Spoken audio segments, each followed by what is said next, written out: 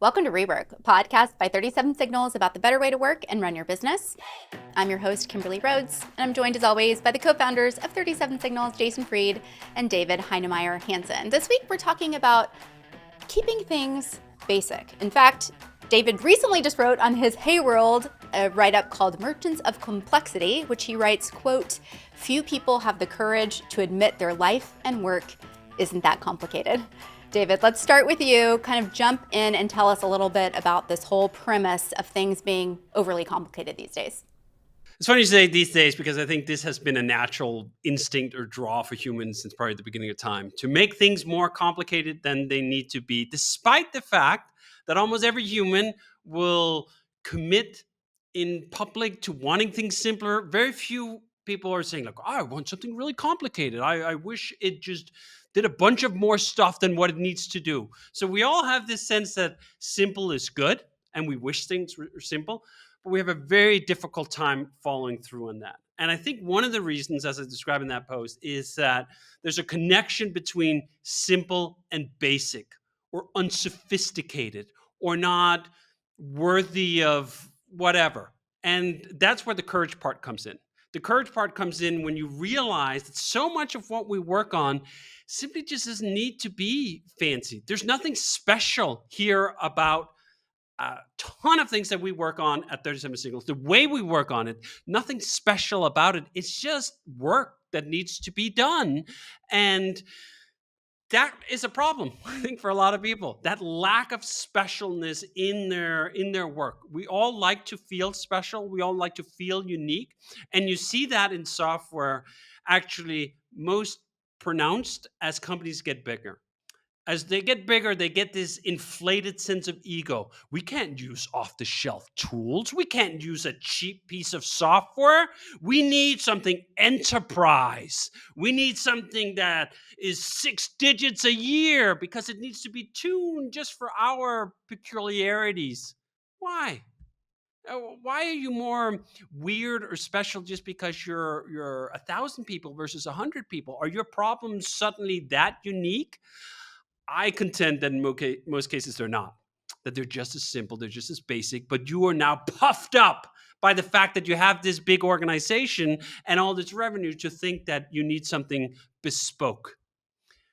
Just even that word in itself is something we've been using this week internally. We have a number of internal tools that we built for ourselves.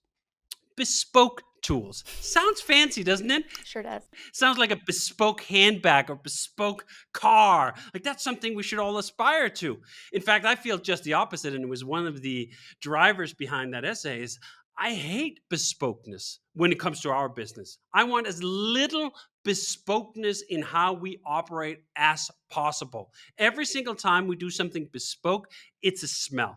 It's a smell where we think we're different or special in ways I am usually highly skeptical that we actually are. In almost all cases, it's just covering up over a fuzzy understanding of an actually basic problem.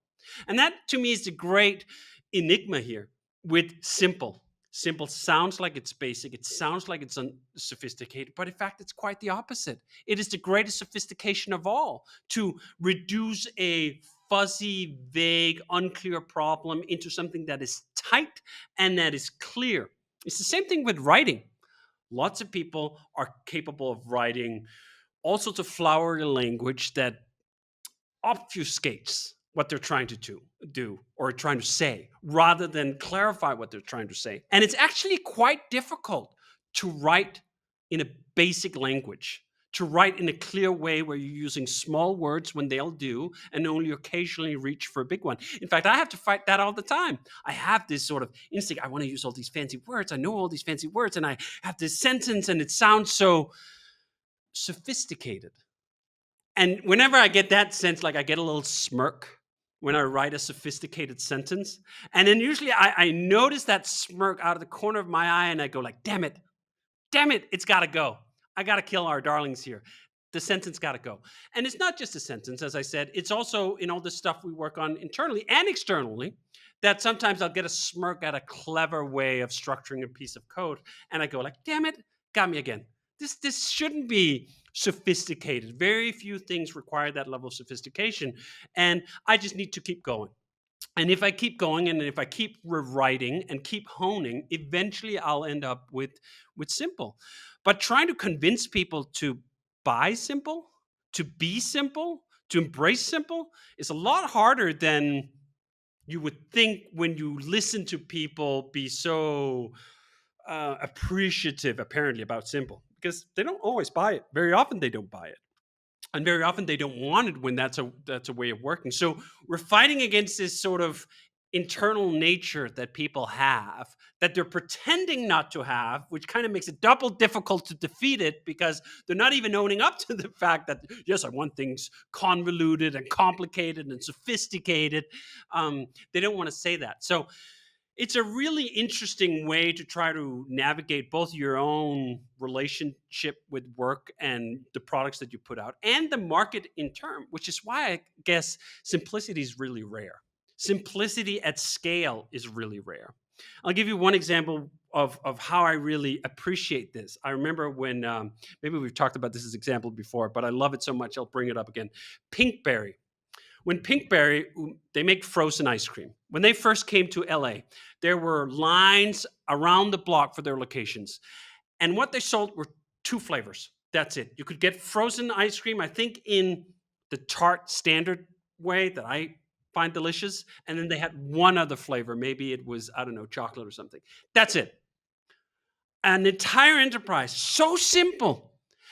And one of the reasons I like that was not just because the frozen yogurt was delicious, but because I could just imagine all the benefits that organization had from just offering 2 things: the procurement, the stocking, the inventory, the learning of new employees. Everything just collapsed under its own, well, not collapsed, imploded in terms of its general overhead. There was so little overhead in that business because they were able to keep it simple.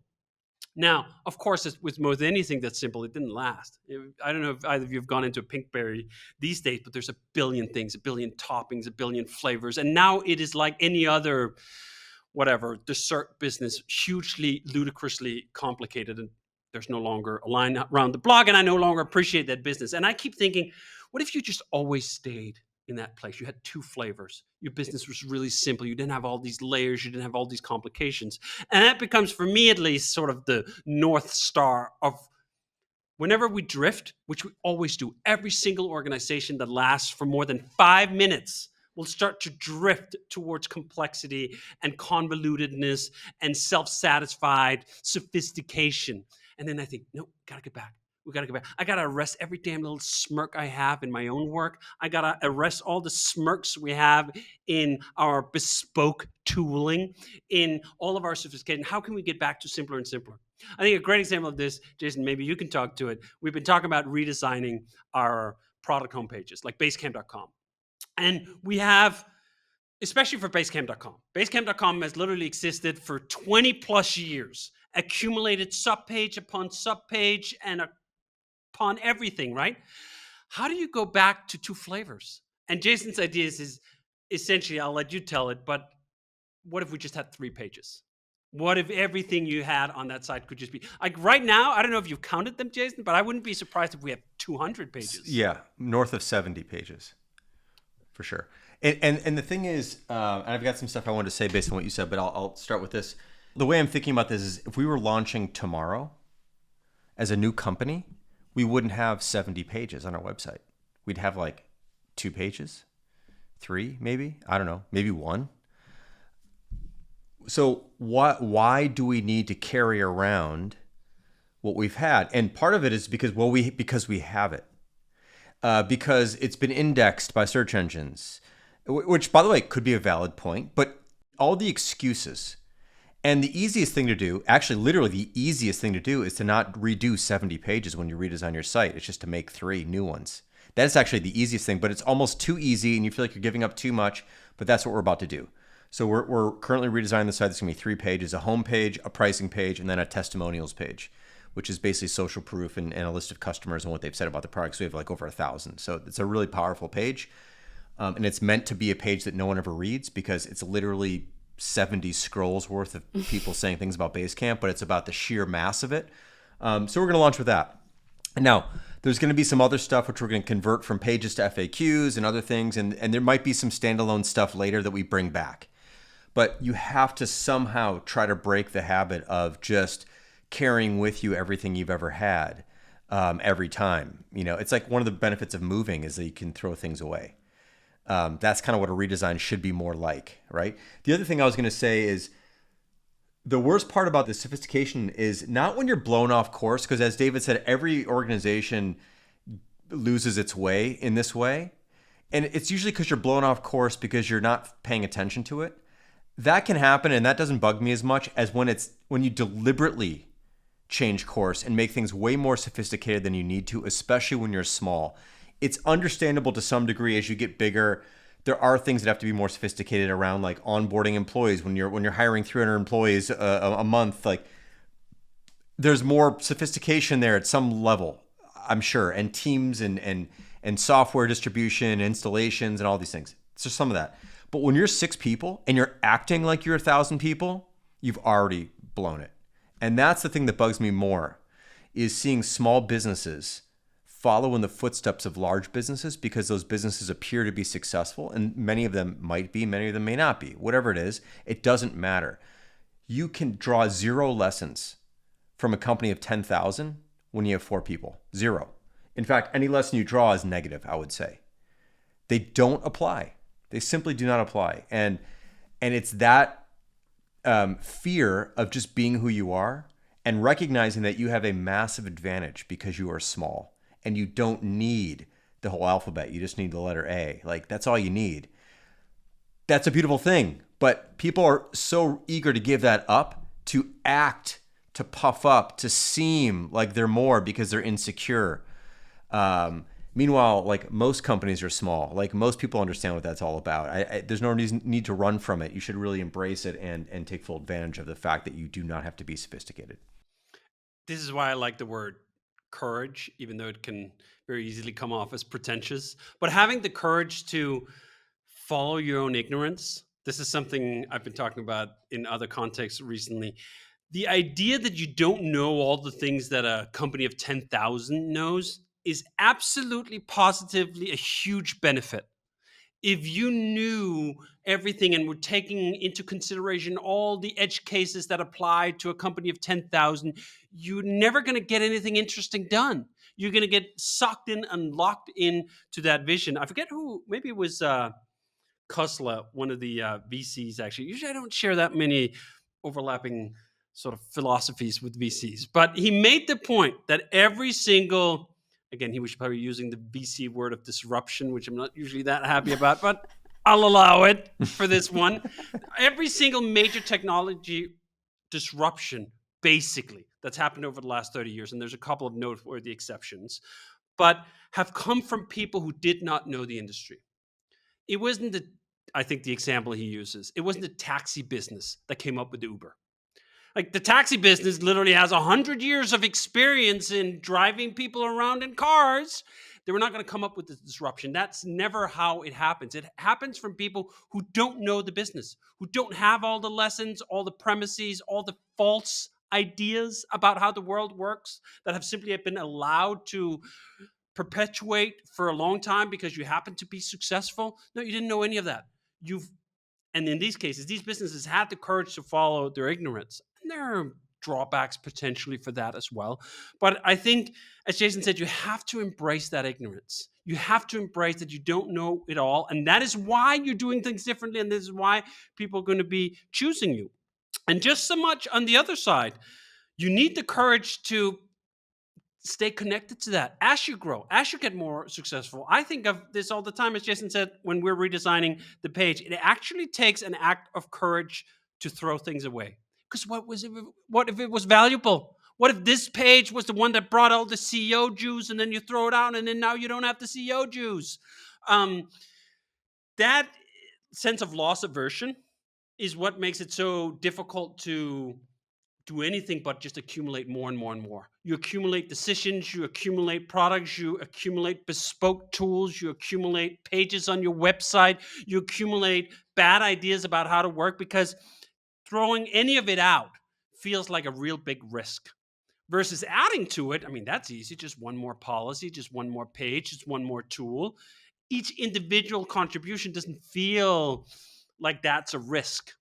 When in fact, if you zoom out and you think, if we just kept every idea and every experiment and every page we'd ever done over 20 years, we'd just collapse under the weight of our own hoarding.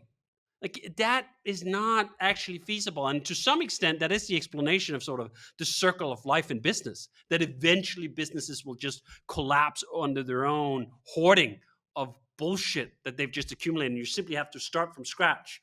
Now, I'd like not to do that. I think this is an aspiration we have at this company, to think of the company as a product in itself, that sometimes you got to cut some features, and sometimes you got to say, here's a market that's not going to be one we chase. We're gonna cut down on, and we're gonna slim it down from period to period. And I also think that connects to one of the reasons why founder-led companies have a better chance of being able to do this. If you're being brought in from the outside as an executive or otherwise, and suddenly you're running this thing, first of all, you don't understand why half the fences are where they are, and maybe you're a little hesitant about pulling them out, even though they no longer apply. They're guarding you from threats that have long since passed. You don't have the context of that. Better leave it put, right? Plus, your mark on the organization, everyone tries to put one, is usually in terms of the adjective, right? Like, I got to add something into this. I got to inject my part. This was my bit of it.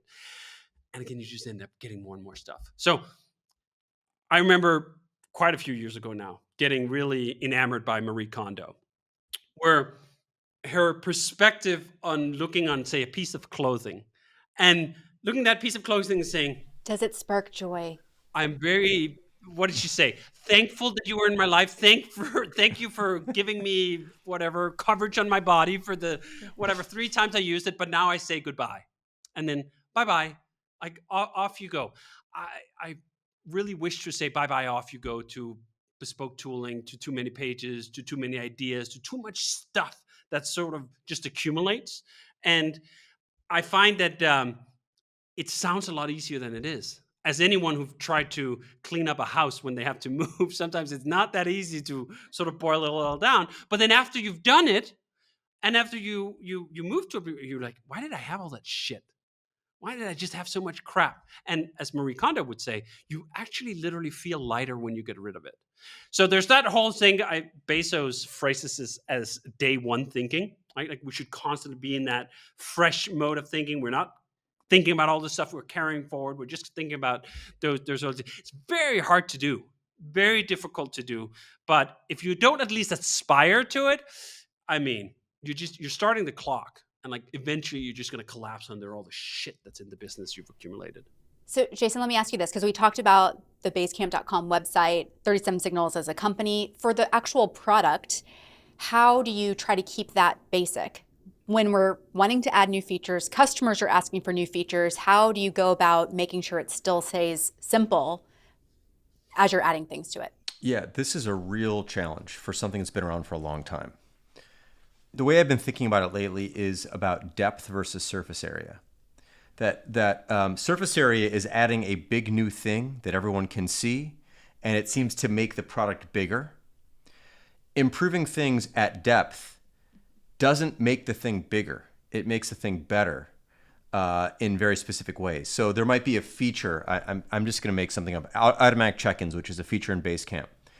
And we could probably add another feature. But we could also say, how can we make automatic check-ins better? Maybe we could change we could add more recurrences. So it's not just every other day or every day, but it could be twice a day or every 3 days or every other week. There could be depth. That's like depth improvements. And you can make that announcement and go, hey, we've made this better. It doesn't feel like the product got bigger, though, which is at some point as you're launching something, bigger is better in a sense. People want to see it grow and develop. But then there's a point where it's gotten too big. And then I think people want to see depth. But what ends up happening with software is that because software has no natural physical forces pushing back on it, it can just continue to balloon and balloon and balloon and balloon. Unlike a physical object, if something was way too big, you'd go, that's just too big. I can't even pick that up anymore. Or like, we need to add another handle and there's no room for it. So maybe we shouldn't. There's just obviousness that pushes back and goes, this doesn't make sense. this isn't viable anymore. I can't even get this out my front door. It's too wide now. Like, you would know that that wouldn't work. But in software, you don't have that. So it's up to you, the product manager or the people working on it or whatever, to be the physics, essentially, to push back on the thing and not let it get too big. Big enough, but not too big, and then go deep. So that's how we've been trying to manage that. That said, it's still really hard. And then there's other things you can do where you can do occasional, we just launched one a few days ago, an occasional like nip and tuck basically on the interface to tighten it up a little bit more, either remove some space. Like for example, on the project pages in Basecamp where we have all the tools for each project, we used to have a gap between each tool. So each tool stood alone. What that did though, so these are basically, let's call it 6 squares. Well, if you have 6 squares that aren't touching, you have a lot more negative space. You have space on the left of one and the right of one, and the left of one and the right of one. There's a lot of more elements, even though they're not like designed elements, they're gaps, and your eyes and your mind registers those. So we got rid of those gaps and made the grid larger, made the tools bigger, and took out all the space between them. So now they butt up together with just a single border between each one instead of border, space, border. And it's not a big deal. And it's not like we're going to sell more product because of this. But it is a way to trim and tighten things in a subconscious kind of way that over the course of a product, 50 screens, you do that here and there, it just starts to feel simpler again. There's just less mental overhead in a sense, even though these individual changes are small. But it's a way to eliminate, in a sense. Even if you maybe can't get rid of a feature, you can get rid of the way features are presented in some cases that create extra overhead. So that's what we're trying to always think about. And then the other exciting thing is you make new products. So there's a point where, and we've done this with Basecamp over the years, where we started a brand new version of Basecamp, or now we're working on multiple new products that are not Basecamp or Hey. And we're approaching these, I think, very differently than we would have in the past, in that we're keeping them remarkably simple from the start. And the intention is to kind of keep them there as long as we can, versus I think when we launched Basecamp, the intention was like, we didn't even know what the hell was going to happen. We launched this thing, it's a hit. And we had all these new ideas to pack into it, which have worked well. But I think these other things we're thinking about, like how do we keep the surface area small from the beginning and keep it that way as we go. And the new products that you guys are working on under the Once brand, I think would kind of lend itself to be more simple because it's downloadable. It's not something that we're updating, every few weeks like the other SaaS products. Yeah, I mean, David likes to talk about these as finished software, basically. Like most things you buy, almost everything you buy is finished when you buy it. You buy a water bottle. Like, I guess I could change whatever rubber thing, but like it's done. I don't expect that to get better. It just is. So, but software has this thing where people are always expecting it to get better. And then if you say it's done, people are like, well, what happened? Is it dead? It's like, no, it's actually, it's what it should be. It's achieved its ideal form, essentially. Maybe there's going to be some tweaks here and there, just like a company might release a new version of this that's slightly different for whatever reason, because they learned something about how breakable it is, and they change the formula of the glass or the silicone sleeve or whatever.